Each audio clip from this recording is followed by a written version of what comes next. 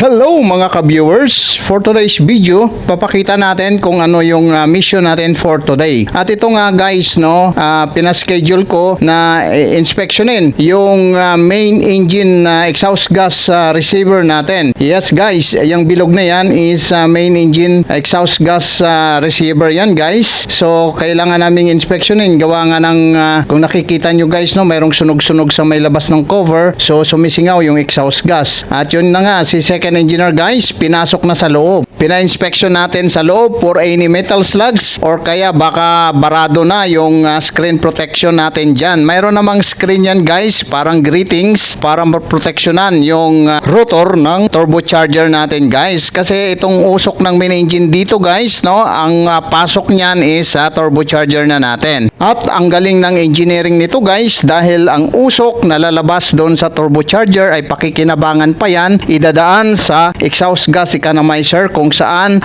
mayroong fresh water doon na mag-absorb ng init ng usok natin at magko-convert naman sa steam, which is ang steam ay gagamitin natin sa heating ng mga fuel oil na kakainin ng main engine at saka generator natin. So yan na guys, may napulot si second engineer na dalawang slugs, metal slugs na jacket yan guys ng mga pyrometer. In-inspection naman isa-isa yung mga exhaust manifold at pinicturan talaga para ma-double check natin kung mayroong kulang. Pero so far, intact naman lahat at ito ay siguro matagal nang nangyari pero hindi lang nagkaroon ng time para inspeksyonin nila yung exhaust gas receiver. So yan na guys, si second engineer binigay na sa atin at para mapicturan yung nakuhang metal slugs sa loob ng main engine exhaust gas receiver na. At pagkalabas nga ni second engineer ay tinakip na natin yung cover ng exhaust gas receiver natin, making sure na lapat